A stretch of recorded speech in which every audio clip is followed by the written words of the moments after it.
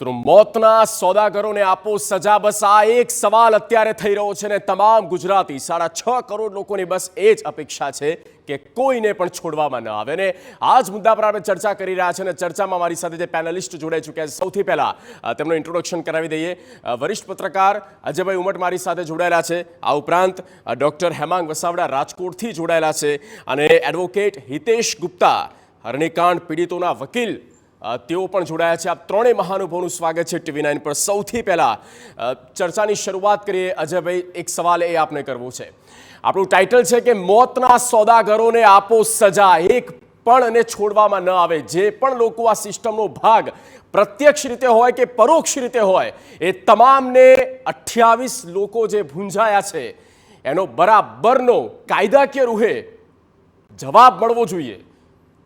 100%. પણ આમાં તો એવું લાગે છે કે મગરમચ્છોને જવા દો છો અને તમે નાની મોટી માછલીઓને પકડો છો. આજે તમે કોને પનિશ કર્યા? તો કે 5 અધિકારીઓને સસ્પેન્ડ કર્યા, 2 ઇન્સ્પેક્ટરને કર્યા, 1 ફાયર બ્રિગેડના અધિકારીને કર્યા, 1 કોર્પોરેશનના અધિકારીને તમે સસ્પેન્ડ કર્યા. અરે ભાઈ, આ પ્રકારની અપ્રુવલ કે મોનિટરિંગ કરવાનું કામ તો મ્યુનિસિપલ કમિશનરનું છે, પોલીસ કમિશનરનું છે, ફાયર બ્રિગેડના ચીફનું છે. અને હું તમને કહું કે આ જે રાજકોટનો જે ગેમિંગ ઝોન કે જે ડેથ ઝોન બની ગયો, એ 2021ની સાલથી ચાલતો હતો. 2021 સાલથી કે 2024ની આ મે મહિના સુધીમાં તમે મને કહો કે 4 વર્ષ સુધી ન કોઈએ એનું મોનિટરિંગ કર્યું, ન કોઈએ એનું સુપરવિઝન કર્યું, ન કોઈએ ચેક કર્યું કે એને બિલ્ડિંગ યુઝ પરમિશન છે કે નહીં, એની પાસે ફાયર બ્રિગેડની નો ઓબ્જેક્શન સર્ટિફિકેટની પરમિશન છે કે નહીં. અને પોલીસ કમિશનર હવે કહે છે કે 18 કે 19 મહિના પહેલાં એને એમ કે આપણે લાઇસન્સની પરમિશન લીધી હતી. હકીકત એ છે કે પોલીસ કમિશનર જ્યાં સુધી ફાયર બ્રિગેડનું NOC ના હોય અને કોર્પોરેશનનું BU પરમિશન ન હોય ત્યાં સુધી કોઈ દિવસ લાઇસન્સ જ ઇસ્યુ ના કરી શકે. અને ગુજરાત પોલીસ એક્ટ કે જે અગાઉ મુંબઈ પોલીસ એક્ટ હતો, એની સેક્શન 33 બહુ સ્પષ્ટપણે કહે છે કે ગેમિંગ ઝોન હોય, એન્ટરટેનમેન્ટ ઝોન હોય, ત્યાં પોલીસની પરવાનગી એટલે કે વિધિવત લાઇસન્સ વિના આ પ્રકારના ગેમિંગ ઝોન ચાલી જ ના શકે. અને આપણે તસવીરોમાં જોયું છે જે આ TRP ઝોને પોતાની સોશિયલ મીડિયા વેબસાઇટ પર મૂક્યું છે કે જેમાં એક તબક્કે એના ઉદ્ઘાટનમાં ઘણા બધા IAS IPS ઓફિસરો હાજર રહેતા હતા. એના ઉદ્ઘાટનમાં જે તે સમયના કલેક્ટર અને મ્યુનિસિપલ કમિશનર્સ ઉપસ્થિત રહેતા હતા. એક તસવીર જે મૂકી છે 22 માર્ચ 2022ની, એમાં તો તત્કાલીન મ્યુનિસિપલ કમિશનર અમિત અરોરા પણ દેખાય છે, કલેક્ટર અરુણ મહેશ બાબુ પણ દેખાય છે, અને એક DCP મિસ્ટર મીના દેખાય છે, અને એક SP મિસ્ટર મીના દેખાય છે. એનો અર્થ એ કે આ તો એમને વેબસાઇટ પર મૂકેલું છે એટલા માટે દેખાય છે, પણ ઘણા બધા લોકો જતા હતા. કોઈની જાણ બહાર જતું જ નથી. આ લોકોએ આંખ આડા કાન ના કર્યા હોત, આ લોકોએ આંખ વિચારણા ના કર્યા હોત તો અડધું રાજકોટ આજે રડતું ના હોત. અડધું રાજકોટ તમે જુઓ, નાના ભૂલકાઓનો વાંક શું, ગુનો શું, મને તો એ જ સમજાતું નથી. અને માત્ર ને માત્ર ભ્રષ્ટાચારને કારણે આ થયું છે. આ બધા અધિકારીઓને ડિસમિસ કરશો ને તો જ દાખલારૂપ એક પદાર્થ પાઠ થાય એવી સજા બેસશે, અને તો જ ગુજરાતના તમામ municipal commissioner, police commissioner, collectors, એ લોકોને ખબર પડશે કે a wrong is a wrong, ખોટું છે એ ખોટું જ છે. અને એના કારણે તમે કોઈની સલામતી કે જાનમાલની સુરક્ષા જે છે એ જોખમમાં ના મૂકી શકો. એટલે દાખલો બેસે એવી સજા કરવી જોઈએ. SITની રચના દર વખતે ધૂળ પર લીપણ કરવા માટે થાય છે. આપણે જોયું છે કે મોરબી હત્યાકાંડમાં પણ SITની રચના થઈ હતી, વડોદરામાં SIT કરી, તક્ષશિલામાં પણ SIT કરી હતી, નવસારી રેપકાંડમાં પણ SIT કરી હતી, આ બોટાદમાં જે લઠ્ઠાકાંડ થયો હતો એમાં પણ SIT થઈ હતી, અને છેલ્લે આ થાનગઢમાં SIT કરી હતી. એ ઘટનાને 10 વર્ષ થયા, આજ દિન સુધી એનો રિપોર્ટ મુકાયો નથી, અને રિપોર્ટ મુકાયો હોય તો એની ચર્ચા નથી થઈ. મને કહો તો ખરા, કઈ SITનો રિપોર્ટ જે છે એ તમે વિધાનસભાના મેજ પર મૂકો છો અને માનનીય ધારાસભ્યો એના પર ચર્ચા કરે છે કે એક્શન ટેકન રિપોર્ટ આપે છે. હાઈકોર્ટે શ્રેય હોસ્પિટલની અંદર જે ઘટના બની, જેમાં 8 વ્યક્તિઓ બિચારા વેન્ટિલેટર પર હતા અને ઓક્સિજન માસ્ક ઓક્સિજન પેલા પર હતા, POP પર, એ લોકો બિચારા જીવતા ભૂંજાઈ ગયા. અને એ કેસમાં હાઈકોર્ટે સંખ્યાબંધ ડાયરેક્ટિવ્સ પાસ કર્યા છે, સુપ્રીમ કોર્ટે જજમેન્ટ આપ્યા છે. પણ અલગ અલગ કિસ્સામાં તમે જુઓ કે હરની બોટકાંડમાં શું હતું તો કે સલામતી અને સુરક્ષાના સાધનો નહોતા, મોરબીમાં શું હતું કે સેફટી નેટ નહોતી, અહીંયા આગળ શું નીકળ્યું, દરેક જગ્યાએ સુરક્ષાના સાધનોની ખામી ઉડીને આંખે વળગે છે. અને છતાંય દર વખતે હાઈકોર્ટ ડાયરેક્શન આપે છે, અને આ લોકો ઓનલી એક્શન ઇઝ ઇનએક્શન. મને એવું લાગે છે કે આ વખતે બધાને ડિસમિસ કરવા જોઈએ, જેથી IAS IPS અધિકારીઓ સહિત બધાને ક્લિયર કટ ઇન્સ્ટ્રક્શન્સ મળે કે ભાઈ આ પ્રકારની વસ્તુ જો કોઈ રાજકારણીના કહેવાથી, કોઈ મંત્રીના કહેવાથી પણ જો એ કરતા હોય તો એ ખોટું છે. અને લોકોની નિર્દોષ લોકોની જાનમાલ સાથે તો બિલકુલ ખેલવું ના જોઈએ. બિલકુલ બિલકુલ. અને આ 48 કલાક થઈ ગયા છે હેમાંગભાઈ, આ ક્યાં સુધી આ પ્રકારના સસ્પેન્શન રહેશે? કેટલી કાર્યવાહી થઈ અત્યાર સુધીમાં? કેટલા લોકોને તમે સસ્પેન્શન નહીં પણ કેટલા લોકોને સસ્પેન્ડ કર્યા એ તમે પૂછો. વિપક્ષ તરીકે તમે સરકારને પૂછો કે અત્યાર સુધી 48 કલાક થવા આવ્યા છે, કેટલી કાર્યવાહી થઈ, કેટલા લોકોને સસ્પેન્ડ કર્યા, કયા આઈપીસી કલમ મુજબ તમે ગુના નોંધ્યા છે, શું સ્ટેટસ છે ઓવરઓલ? અજયભાઈ જ્યારે બોલતા હતા, વરિષ્ઠ આગેવાન છે, વડીલ મિત્ર છે મારા, ત્યારે એણે મહેશ બાબુ ને અરુણ બાબુ ને બધાના નામ લીધા. ભારતીય જનતા પાર્ટીના ધારાસભ્યો, સાંસદ સભ્યો, સ્ટેન્ડિંગ ચેરમેન એ લોકો પણ આની મુલાકાત લઈ ચૂક્યા છે. જો તમે અધિકારીઓને જવાબદાર ગણો છો તો પદાધિકારીઓ શું કામ બચી જાય એ મારો પહેલો પ્રશ્ન છે. 2021 થી જે કોઈ મેયર છે એ વખતના મેયર ત્યાં ગયા છે, એ પણ ફેસબુક ઉપર છે. તો ભારતના રાજકોટના, ગુજરાતના એક નામાંકિત વ્યક્તિ, જે પહેલા નંબરની વ્યક્તિ શહેરની ગણાય, એ ત્યાં આઈસ્ક્રીમ ખાવા અને ફુગા ઉડાડવા જાય તો એની ફરજમાં નથી આવતું કે અહીંયા બધું કાયદેસર છે કે નહીં જોવે? એ નથી જોવાનું. એટલે જે વાત થાય છે, આખી વાત જે ગુજરાતમાં ચાલે છે, હાઈકોર્ટમાં ચાલી, એમાં ક્યાંય પદાધિકારીઓની વાત આવતી જ નથી.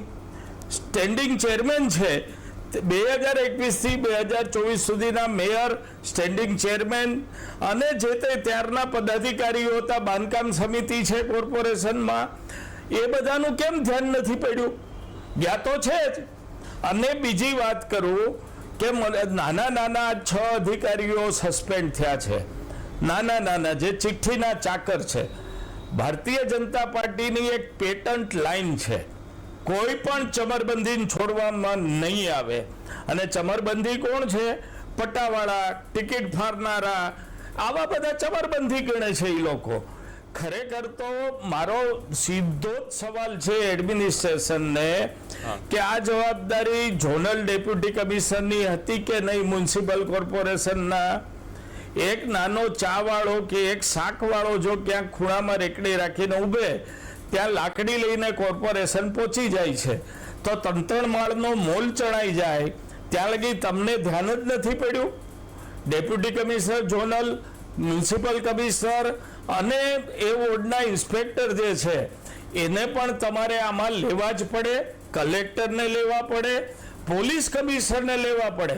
અને રાજુભાઈ ભાર્ગવ સાહેબની તો મજા એ છે કે ખબર નહીં કોના ઈશારે બચાવવા નીકળ્યા છે.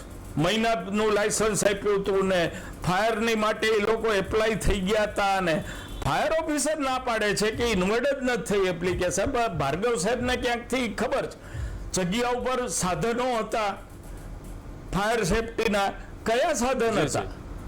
બિલકુલ બિલકુલ હેમાંગભાઈ, ફાયર સેફટીના સાધનો હતા પણ એ માત્ર ને માત્ર પ્લાસ્ટિક કોથળી બંધ હતા, ઉપયોગ કરવામાં આવ્યો નહોતો. હા અજયભાઈ, આપની પાસે પણ આવીશ, પણ તો આ એક સરાહનીય નિર્ણય રાજકોટ બાર એસોસિએશન દ્વારા લેવામાં આવ્યો છે કે કોઈ પણ આરોપી પક્ષે આ કેસ નહીં લડે. અને ચર્ચાને આપણે આગળ વધારી રહ્યા છે. જ્યારે આ ઘટના બની છે, ઘણા આની પહેલાંના પણ એવા કેસીસ બની ચૂક્યા છે. આપણે હરણી બોટ દુર્ઘટના પણ આપણને યાદ આવી રહી છે. અને હરણી બોટ દુર્ઘટનાના જે પીડિત છે, પીડિતના પરિવાર છે, તેમના પક્ષે જે લડી રહ્યા છે, હિતેશભાઈ ગુપ્તા આપણી સાથે જોડાયેલા છે. હિતેશભાઈ, 14મી જાન્યુઆરીનો એ બનાવ અને જેમાં 18 લોકોની જિંદગી ગઈ હતી, બોટ પલટાઈ ગઈ. અત્યાર સુધીમાં આ જે કેસ ચાલી રહ્યો છે, શું એ દોષિતોને કાર્યવાહીના ભાગરૂપે સજા મળી છે ખરી? કેસ ક્યાં ચાલી રહ્યો છે? હરણી બોટકાંડ, જેમાં 20 આરોપીઓની ધરપકડ કરવામાં આવી અને 20 માંથી 14 આરોપીઓ આજે જામીન પર મુક્ત છે. 6 આરોપીઓ હાલ પણ જેલમાં બંધ. આ કેસ હવે ચાલવા પર આવી રહ્યો છે. હજુ કેસ ઓપન બી નથી થયો, હજુ જામીન અરજીઓની સુનાવણીની પ્રક્રિયા હાથ ધરાઈ રહી છે. તેવામાં એક બીજો બનાવ જે હૃદય કંપાવી દે, આખું ગુજરાત નહીં પણ આખું દેશ ફરી એક વખત ગુજરાત તરફ જોઈ રહ્યું છે, જે ગુજરાતને ગુજરાત મોડેલ તરીકે પ્રધાનમંત્રી શ્રી સમગ્ર દેશ સમક્ષ મૂકવામાં આવેલા. પરંતુ શું થઈ રહ્યું છે ને આપણે શું કરી રહ્યા છે? હવે આપણે આજની અગર વાત કરીએ, ગઈકાલના બનાવ પછી સમગ્ર ગુજરાતમાં જ્યારે ગેમ ઝોન જ્યાં જ્યાં લાગેલા છે, જ્યાં જ્યાં એડવેન્ચર પાર્ક છે, ત્યાં મોટા ભાગની જગ્યાએ ફાયર સેફટીના નામ પર કે અન્ય સેફટીને પરવાનગીઓના નામ પર આ તમામ ગેમ ઝોન બંધ કરવામાં આવ્યા.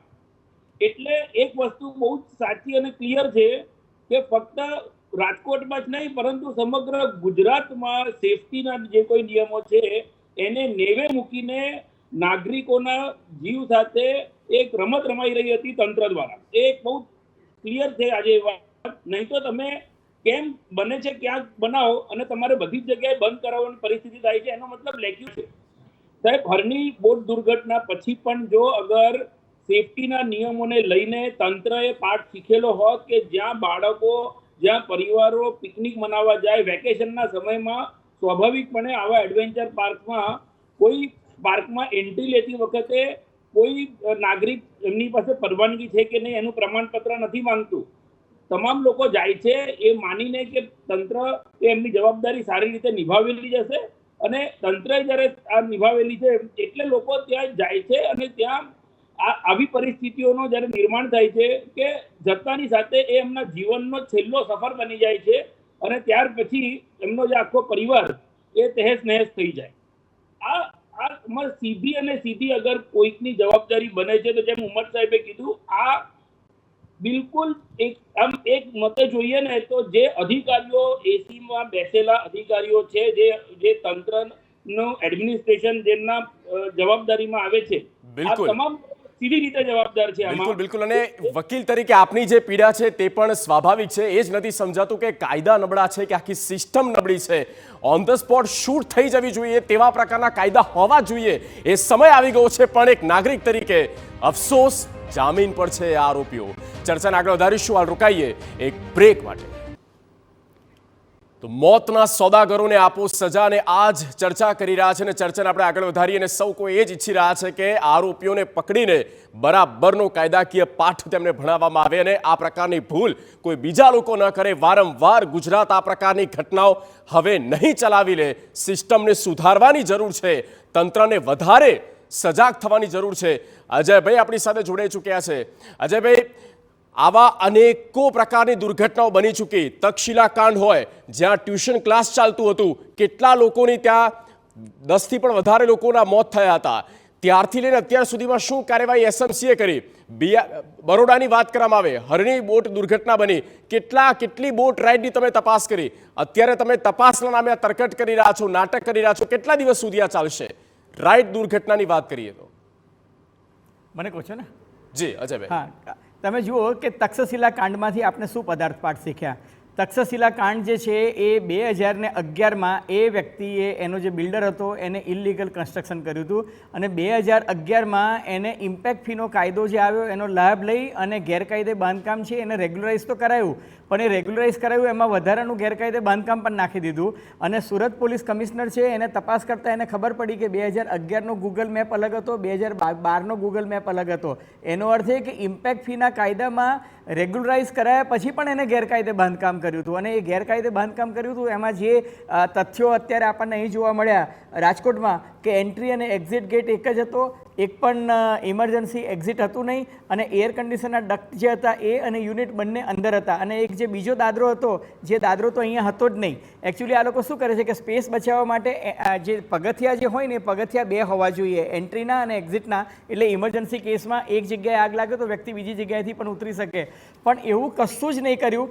તમે જુઓ કે તક્ષશિલા કાંડ હોય કે વડોદરાનો હરની બોટ કાંડ હોય કે મોરબીનો મચ્છુ ડેમ પરનો ઝૂલતા ડેમનો ઇસ્યુ હોય કે શ્રેય હોસ્પિટલમાં દર્દીઓ બિચારા જીવતા ભૂંજાઈ ગયા હોય તો રાજકોટના હોસ્પિટલમાં દર્દીઓ જીવતા ભૂંજાઈ ગયા. આ તમામ કેસમાં બોટમ લાઇન 2 આવે છે. એક કે અધિકારીઓના ભ્રષ્ટાચારને પાપે આ થયું છે, અને બીજું હેમાંગભાઈ કહેતા હતા તો એમાં મારી વાતમાં એડ કરી દઉં two put the record straight, કે જો એમાં ભાજપના નેતાઓ, ભાજપના પદાધિકારીઓ, ભાજપના મંત્રીઓ જે કોઈ ઇન્વોલ્વ હોય એ બધા જ સામે કેસ કરવા જોઈએ. મેં માત્ર ઉલ્લેખ એટલા માટે કર્યો હતો કારણ કે ફેસબુક પર મને માત્ર એ જ ફોટો દેખાયો હતો. પણ હેમાંગભાઈ, તમારી વાતમાં હું પુષ્ટિ કરું છું કે જે કોઈ જવાબદાર હોય એ બધાને જ પકડવા જોઈએ, બધાની સામે કાનૂની કાર્યવાહી થઈ જોઈએ. પણ અધિકારીઓ એટલા માટે જવાબદાર છે કારણ કે અધિકારીઓ એકચ્યુઅલી ઓન રેકોર્ડ એમને લાઇસન્સ આપતા હોય છે. એટલે બીજી વાત હું તમને કહું કે બીજી વાત એ છે કે તમારે તમામ કિસ્સામાં જે ફાયર બ્રિગેડના સાધનો મૂકવા જોઈતા હતા અને એની જે સુરક્ષા લેવી જોઈતી હતી, સુરક્ષાની તકેદારી લેવી જોઈતી હતી, એ નહોતી લીધી.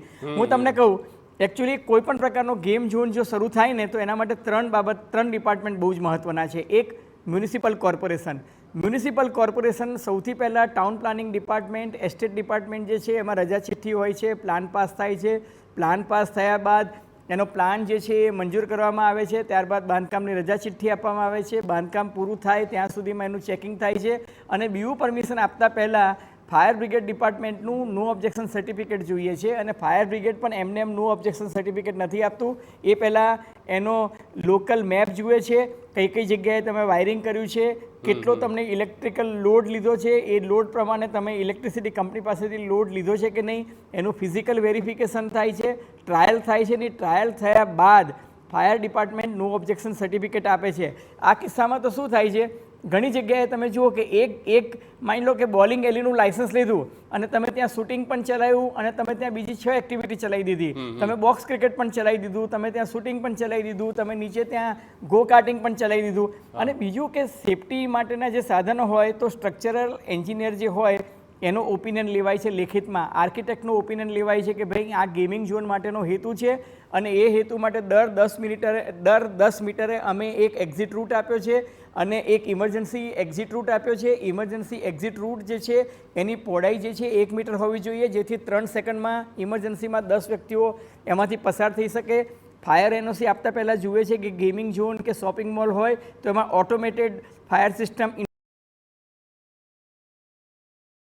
ઇન્સ્ટોલ થયેલી હોવી જોઈએ, એસીના ડક્ટ છે અંદર હોવા જોઈએ, એસીના મશીન છે એ બહાર હોવા જોઈએ. અને એથી પણ આગળ હું તમને કહું કે આ બંને થાય, એનઓસી મળે, પછી બીયુ પરમિશન મળે અને ત્યારબાદ પોલીસ કમિશનર જે છે એ વેરિફિકેશન કરીને પાર્કિંગની સુવિધાથી માંડીને લાયસન્સ આપતા હોય છે. આ 3 વસ્તુઓ ચેક કરતા નથી અને તમે બેફામ ચલાવો છો. હું તમને કહું છું, આજે અમદાવાદ મ્યુનિસિપલ કમિશનરે એક જગ્યાએ સીલ કર્યા કે 18 જગ્યાએ સીલ કર્યા, તો એનો અર્થ એ કે અત્યાર સુધી અમદાવાદમાં પણ આ જ રીતના ચાલતા હતા, આ જ ગડમથલ હતી બધી. હા, બિલકુલ. અને એ જ બાબતો અત્યારે સામે આવી છે જે અજયભાઈ કીધી કે આખી આ પ્રોસેસ હોય છે અને એક પત્રકાર જ્યારે તમને સમજાવતા હોય કે કહેતા હોય કે આ પ્રકારની પ્રોસેસ હોય છે, કમસે કમ એ વિભાગના અધિકારીઓને તો સમજવું જોઈએ કે પાલન કરવું જોઈએ. ડીએનએ ટેસ્ટ મુદ્દે સાંસદ રામ મોકરિયાએ એક જે સ્ટેટમેન્ટ આપ્યું છે તેની વાત કરીએ. ગાંધીનગરથી 10 મૃતકોના ડીએનએ સેમ્પલ પ્રાપ્ત થયા તેવું રામ મોકરિયાએ કહ્યું છે. જેમ જેમ રિપોર્ટ આવતા જશે તેમ તેમ મૃતદેહ સોંપવામાં આવશે. સાંસદ રામ મોકરિયાએ સિવિલમાં પીડિત પરિવારોને સાંત્વના પણ પાઠવી હતી. સામાજિક ફરજ છે અને જે દુઃખની ઘડી છે એમાં બધાને હૂંફ આપવાની આપણી સૌની જવાબદારી છે. તમે પણ તમારી રીતે જે શક્ય હોય એ મદદ કરો, બિનજરૂરી કોઈને ડિસ્ટર્બન્સ સગાવાલા ન થાય એવા પ્રયત્નો કરવા વિનંતી. તમને ક્યાં સમય સુધીમાં બધાના મૃતદેહો છે ત્યાં ટેસ્ટ થાય છે, જેવો ટેસ્ટ થતો જાય એવું ડેડ બોડી અને નામ આવે એ પ્રમાણે આપતા જશે. અત્યાર સુધી કેટલી લેવામાં આવી છે અને કેટલા ટેસ્ટ આવી ગયા? 10 આવી ગયા છે, બાકી તો જેમ જેમ આવશે એમ આવતા જશે. અલગ અલગ કાયદા હોય એવું લાગે છે આપણા દેશમાં. એક તરફ જ્યાં લોકો એ તમામ સિસ્ટમનું પાલન કરે છે અને બીજી તરફ કે જ્યાં સિસ્ટમનું પાલન નથી કરવામાં આવતું તેમના માટે બીજા કાયદા, કારણ કે લોકો છૂટી જતા હોય, આરોપીઓ છૂટી જાય છે. હેમંતભાઈ, આપ પણ કંઈ કહેવા માંગો છો, પણ મારો સવાલ એ પણ આપને કરવો છે કે બાંધકામની જ્યારે વાત કરવામાં આવે છે, એક તો પહેલા ત્રણેયના નિવેદનોમાં વિરોધાભાસ છે. કમિશનર કંઈ કહે છે, ફાયર ઓફિસર કંઈ કહે છે, પોલીસ કમિશનર કંઈ કહે છે. બાંધકામની પરમિશન નહોતી આપવામાં આવી, બાંધકામની પરમિશન જો કે લીધી જ નહોતી અને તેવું કહે છે કે આ ટેમ્પરરી બાંધકામ હતું, આ હંગામી સ્ટ્રક્ચર ઊભું કરવામાં આવ્યું હતું. કોર્ટ કહે છે કે આવું કંઈ હોતું જ નથી કે ટેમ્પરરી બાંધકામ ચલાવી લેવામાં આવે. સૌથી પહેલા મારે ગુપ્તા સાહેબને એક સવાલ પૂછવો છે. કાયદાકીય નિષ્ણાત છે, પ્રસિદ્ધ ધારાશાસ્ત્રી છે. સાહેબ, આ કેસમાં સરકાર પોતે ફરિયાદી કેમ બની? આરોપીઓ જે આરોપીઓ છે એની સામે પીડિતના પરિવારમાંથી ફરિયાદ કેમ લેવામાં ન આવી? આ મારો પહેલો પ્રશ્ન છે. મને એક સામાન્ય માણસ તરીકે સાહેબ એવું લાગે છે કે જ્યારે મેટર કોર્ટમાં જાય ત્યારે બંને દડા સરકારના હાથમાં રહે માટે જ પોલીસ અધિકારીને ફરિયાદી બનાવવામાં આવ્યા છે. ભોગ બનનારને ક્યારેય ફરિયાદી બનાવવામાં આવ્યા નથી. કોઈ પણ અકસ્માત હોય, રોડ અકસ્માત હોય, બીજા કોઈ અકસ્માત હોય, ફરિયાદી હંમેશા ભોગ બનનારા બને છે. ત્યારે આની પાછળનું કારણ શું? બીજું, સીટને 8 જ મુદ્દે તપાસ કરવાની કહેવામાં આવી છે. સીટને વ્યાપક સત્તા આપવામાં આવી નથી. તમે જો સીટનું જાહેરનામું વાંચશો તો એણે 8 જ મુદ્દાના જવાબ આપવાના. લાયસન્સ લીધું હતું કે નહીં, ને લીધું હતું તો કોણે લીધું, ને નહોતું લીધું તો શું હતું, ને આવા 8 જ મુદ્દા આપ્યા છે. અને એમાંય સીટમાં જે મારી જાણ મુજબ ફાયર ઓફિસર અમદાવાદ 4 નંબર ઉપર જેનું નામ છે જગદીશભાઈ, એની સામે પણ વિજિલન્સ તપાસ ચાલે છે. હવે જેની સામે વિજિલન્સ તપાસ ચાલે છે એ અહીં તપાસ કરવા આવ્યા છે. એટલે સાહેબ, મારા આ પહેલા પ્રશ્નનો પહેલા જવાબ આપો. જી હિતેશભાઈ.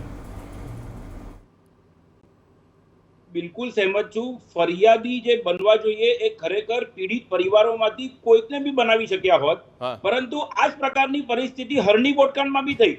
હરણી બોટકાંડમાં બી જે ફરિયાદી બનાવવામાં આવ્યા એ હતા કાર્યપાલક ઇજનેર, ફરિયાદી બની જાય છે. ખરેખર એ કાર્યપાલક ઇજનેર આરોપી બનવા જોઈએ, કારણ કે સુપરવિઝનની જવાબદારી એ કાર્યપાલક ઇજનેરની હતી. સાહેબ, હું એક વસ્તુ આમાં આપણે વધુ જ કહીશ કે આ પ્રકારે જો ફરિયાદી સરકારની જ વ્યક્તિ બને છે તો એનાથી કોને ટાર્ગેટ કરવા, કોને આરોપી બનાવવા, કોને ન બનાવવા, એ પ્રકારનું એક બેલેન્સિંગ પરિસ્થિતિ સરકારના જ માણસો કરી શકે. આની પાછળનો એકમાત્ર ઉદ્દેશ્ય ભ્રષ્ટાચાર જે આમાં કરેલો હોય છે એ ભ્રષ્ટાચાર બચાવી શકાય, વાત સામે ના આવી જાય. ભ્રષ્ટાચાર થયો જ હોય છે. આવા તમામ કેસોમાં ભ્રષ્ટાચાર થાય છે અને ભ્રષ્ટાચાર કરીને જ બધું થાય છે આમાં. સાહેબ, એટલે જ આમાં જે તમારો આ પ્રશ્ન છે કે ફરિયાદી એ બનાવ્યા, એ કેમ બનાવ્યા, એ આ બદ ઇરાદો કે આપણે આ એક વ્યક્તિને, આપણા જ અંદરની એક વ્યક્તિને ફરિયાદી બનાવી દઈએ, જેથી કરીને કાલે ઉઠીને એ ફરિયાદના આરોપીઓને ટાર્ગેટ કરવા માટે કે એ પર્ટિક્યુલર વ્યક્તિને ટાર્ગેટ કરી શકાય એ પ્રમાણે થઈ શકે. આ જે અત્યારે બિગ સ્ક્રીન પર અમે આપને વિઝ્યુઅલ બતાવી રહ્યા છે, આ દ્રશ્યો બતાવી રહ્યા છે, જુઓ. આ એ છે 28 નિર્દોષ માસૂમ જેમના મોત થયા, જો સળગી ગયા, ભડથું થઈ ગયા. આ તેમના આરોપીઓ છે. આ એ જ આરોપી છે જેમણે આખી આ ગોલમાલ કરી અને કોઈ પણ પ્રકારના નિયમો વગર આ ગેમ ઝોન, એટલે કે આ મોતનો ઝોન ધમધમતો હતો અને આ પૈસા કમાવતા હતા, ધંધો કરી નાખ્યો હતો. આ આરોપીઓ સામે હવે જોવાને પણ તેઓ લાયક નથી, કેમેરા ફેસ નથી કરી શકતા. આ એ જ આરોપીઓ છે, આ ગુજરાતના આરોપીઓ છે, એ માતા પિતાના જેઓ પોતાના બાળકને રમવા માટે આ ગેમ ઝોનમાં મોકલતા હોય છે અને બાળકો સાથે આ પ્રકારની રમત રમાઈ જાય છે. જિંદગી તહેસ નહેસ થઈ જાય છે. જિંદગી સાથે રમત રમનારા TV9ની સ્ક્રીન પર આપ જુઓ, એક્સક્લુઝિવ તેમના દ્રશ્યો બતાવી રહ્યા છે. આ એ મુખ્ય આરોપીઓ છે જેમણે કોઈ પણ પ્રકારની પરવાનગી નહોતી લીધી અને આ માલે તુજારના દીકરા હોય તોય ભલે, પણ એ આરોપીઓને નહીં છોડવામાં આવે, કોઈને બક્ષવામાં નહીં આવે, કારણ કે આ માનવ સર્જિત અપરાધ જ છે. આ અક્ષમ્ય અપરાધ છે. સંવાદદાતા જિગ્નેશ પટેલ ફોન લાઈન પર. જિગ્નેશ, આ મુખ્ય આરોપી શું નામ છે, શું ત્યાં થઈ રહ્યું છે, પૂરી વિગતો. જગદીશ, જે પ્રમાણે સમગ્ર ઘટના બની હતી, પોલીસ કામગીરી કરી રહી હતી, 3 આરોપીને પકડવામાં આવ્યા હતા. જેમાં પ્રથમ આરોપી જે હતા તેમની જગ્યા હતી યુવરાજસિંહ સોલંકી. બીજા જે મેનેજર તરીકે કામ કરતા હતા તે નીતિન જૈન છે કે જેઓ આ ગેમ ઝોનમાં મેનેજર તરીકે કામ કરતા હતા. અને ત્રીજા વ્યક્તિની વાત કરાય કે જેમની આજે પોલીસે ધરપકડ કરી છે તે રાહુલ રાઠોડ, જે આ ગેમ ઝોનમાં ભાગીદાર હતા. હજુ પણ અનેક એવા ભાગીદારો છે કે જેમની ધરપકડ કરવામાં આવી નથી. હાલમાં જે આ 3 ભાગીદારો છે, જે આરોપીઓ છે, તેમને કોર્ટમાં રજૂ કરવા માટે ક્રાઇમ બ્રાન્ચથી લઈ જવામાં આવી રહ્યા છે. રાજકોટ ક્રાઇમ બ્રાન્ચ થી ટૂંક સમયમાં તેઓ નીકળશે અને હવે તેમને કોર્ટમાં મેજિસ્ટ્રેટ સમક્ષ રજૂ કરવામાં આવશે, રિમાન્ડ માંગવામાં આવશે અને તપાસ વધુ ને વધુ આગળ વધે તે દિશામાં કાર્યવાહી કરવામાં આવશે. બીજી બાજુ જોઈએ તો હજુ પણ અન્ય જે ભાગીદારો છે તે ભાગીદારોને ક્યારે પોલીસ પકડે છે તે બાબત મહત્વની છે, કારણ કે પોલીસ દ્વારા ઢીલી ગતિએ કામગીરી કરવામાં આવતું હોય તેવું પણ જાણવા મળી રહ્યું છે. કારણ કે અનેક ભાગીદારો હજી સુધી પકડવામાં પોલીસ કેમ ઠાગાઠૈયા કરી રહી છે તેવા આક્ષેપ પરિવારજનો પણ કરી રહ્યા છે. કારણ કે જે પ્રકારે સમગ્ર ઘટના ઘટી છે, લોકોમાં રોષ છે અને કોઈ પણ ભોગે તેમને વહેલામાં વહેલી તકે પકડી લેવામાં આવે તે પ્રકારની બાબત જોવા મળી રહી છે. જગદીશ, બિલકુલ જિગ્નેશ, અને તમામ ઘટનાક્રમ પર આપ નજર બનાવી રાખજો, પણ આ એક્સક્લુઝિવ આપને ફૂટેજ બતાવી રહ્યા છે.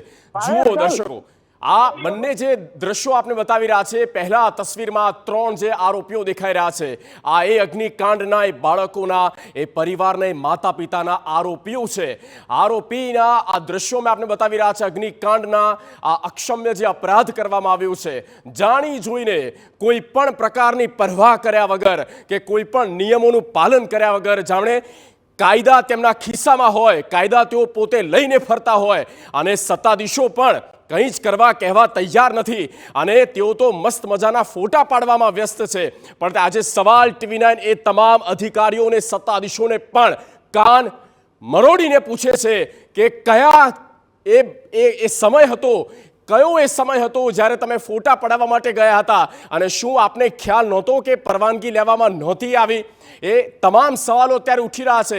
આરોપીઓ મેં આપને સ્ક્રીન પર સતત બતાવી રહ્યા છે, અને કોઈ પણ પ્રકારની પરવાનગી વગર, નિયમોનું પાલન કર્યા વગર એ તમામ જે આરોપીઓ છે આ પ્રકારનો ધંધો ચલાવતા હતા. અને આ ગેમ ઝોન દુર્ઘટનામાં જ્યાં 28 લોકોની જિંદગી હોમાઈ ગઈ, તો મોતના સોદાગરોને આપો સજા, આ જ સવાલ અને આ જ મુદ્દે અમે વળગીને રહીશું જ્યાં સુધી આરોપીઓને તેમના કરેલા કામનો જવાબ ના મળી જાય અને તેની સજા તેઓ ના ભોગવી લે. અને ચર્ચાને આપણે આગળ વધારીએ. અજયભાઈ, 2 મહત્વપૂર્ણ મુદ્દા. એક, હેમાંગભાઈ જે કહ્યું કે સરકાર ફરિયાદી તરીકે કેમ, અને બીજી વાત, જે તસવીર સામે આવે છે, જે લોકો ફોટો પડાવવા માટે ગયા હતા, આ તો એ વહીવટી કક્ષાના અધિકારીઓ છે, ચૂંટાયેલા નથી. એક સમય નેતાને ખ્યાલ ના હોય, એ ઓછું ભણેલા હોય, શિક્ષિત એટલા ના હોય, અને બની શકે કે તેમને નિયમોનું કે કાયદાનું એટલું ભાન ન હોય. પણ આ તો કમિશનર, કલેક્ટર, ત્યાં સુધીના સચિવ. પોલિટિશિયન તો કોઈ પણ ભલામણ કરે, અને મેં જોયું છે કે મોટે ભાગે પોલિટિશિયન પાસે કોઈ રજૂઆત કરવા આવે, એ ફોન કરીને કહી દે સાહેબ જોઈ લેજો આમાં. પણ સાહેબને તો જવાબદારી ખબર હોવી જોઈએ કે આના લીગલ અને ટેકનિકલ શું આમાં પ્રોબ્લેમ છે. કોઈ ગમે તે કહી દે તો કોઈને ફાંસીએ ચડાવી નથી દેતા, નંબર 1. નંબર 2, તમે જુઓ કે સૌથી મહત્વની વાત એ છે, આજે મને હાઈકોર્ટમાં એક સિનિયર એડવોકેટે એવું કહ્યું કે સાહેબ હજુ તો SITની રચના થઈ છે ને આ લોકોએ બુલડોઝરથી બધું જ સાફ કરી નાખ્યું છે. એટલી શું ઉતાવળ હતી? તમે ડેડ બોડી શોધો, પણ તમે બુલડોઝરથી બધું કરી નાખ્યું. આ તો મને લાગે છે એવિડન્સ એક્ટ પ્રમાણે અમુક પુરાવાના પણ નાશ છે. દાખલા તરીકે આ સ્ટ્રક્ચર જે છે એ સ્ટ્રક્ચર મેટલ સ્ટ્રક્ચર હતું. હવે મેટલ સ્ટ્રક્ચર જે છે એને આવતીકાલે એ લોકો કહેશે કે અમે તો હંગામી ધોરણે બંધાવેલું હતું. આવતીકાલે જામીન અરજી પર છૂટી જવા માટે એ લોકો કહેશે કે આવું કોઈ સ્ટ્રક્ચર હતું જ નહીં. સ્ટ્રક્ચર જ ના હોય તો અમારે કઈ રીતના એમ કે એને NOC આપવાની રહે, અથવા તો જેને કોર્પોરેશન જે કહે છે એમાં GDCR જે છે ને એમાં એક છટકબારી છે. GDCRની છટકબારી એવું કહે છે કે એન્ટરટેનમેન્ટ ઝોન જે છે ને એ ટેકનિકલી જોવા જઈએ તો એને કોમર્શિયલ એક્ટિવિટીમાં ગણવામાં આવે છે. એટલે કોમર્શિયલી ટેક્સ એને ચૂકવતો હશે કદાચ કોર્પોરેશનને, પણ આ જે સ્ટ્રક્ચર છે એ તો ટેમ્પરરી હતું. હવે આખું સ્ટ્રક્ચર જ તૂટી ગયું તો એ કહેશે કે સાહેબ અમારે તો ક્યાં એમાં તો બાંધકામ, કાર્યવાહી થશે કેવી રીતે આગળ? બીયુ આપવાનો પ્રશ્ન જ નહીં આવે ને, કારણ કે કોઈ સ્ટ્રક્ચર તો રહ્યું જ નહીં. તો તમે તો આખું જ ઉડાડી દીધું. તો તમે આવું શું કામ કર્યું? તમે ડેડ બોડી શોધવાના હતા, તમે તો આખું સ્ટ્રક્ચર જ બુલડોઝરથી ઉડાડી દીધું. અને બીજું કે આમાં વેલ્ડિંગને કારણે આગ લાગી છે એવું આ ગેમિંગ ઝોનનો માલિક કહી રહ્યો છે. હકીકતમાં એસ્ટાબ્લિશ કઈ રીતના થશે? કારણ કે વેલ્ડિંગથી થઈ હોય તો નીચે 1200 લીટર ડીઝલ હતું, 1500 લીટર પેટ્રોલ હતું, ટાયરો પડ્યા હતા, ઇન્સ્યુલેટેડ વાયરો પડ્યા હતા, અને બીજું કે પેલી ફોલ્સ સીલિંગની બધી સીટ્સ પડી હતી. એટલે આ તો રેસીપી હતી ફોર ફૂલ ફાયરિંગ. એને કારણે આખું લાક્ષાગૃહ બની ગયું. રિકન્સ્ટ્રક્શન હોય કે પછી જે લેબમાં આ બધી બાબતોની ચકાસણી થવી જોઈએ તો થશે. થઈ ગયો છે. હા, થશે કેવી રીતે? કારણ કે મુખ્ય એવિડન્સ જ હવે રહ્યું નથી. આ એક મોટો મુદ્દો અજયભાઈ ઉપાડ્યો છે આ ટીવીના મંચ પર, પણ સમયનો અભાવ છે. ચર્ચાને અહીંયા પૂર્ણ વિરામ આપવો પડશે. હિતેશભાઈ, હેમાંગભાઈ અને અજયભાઈ, આપ ચર્ચામાં જોડાયા તે બદલ આપનો આભાર. હેમાંગભાઈ, માફી માંગુ છું કે આપની પાસે ન આવી શક્યો, પણ આ ચર્ચા મહત્વપૂર્ણ રહી છે. મોતના સોદાગરોને સજા આપો, બસ આ જ મુદ્દો, અને આ જ મુદ્દા પર આજે આગળ પણ એ તમામ ઘટનાક્રમથી આપને કરાવીશું રૂબરૂ, અને પર્દાફાશ કરતા જ રહીશું. જે પણ આમાં હકીકત આવે છે તેનાથી આપને કરાવીશું રૂબરૂ. હાલ અમને રજા આપશો. નમસ્કાર.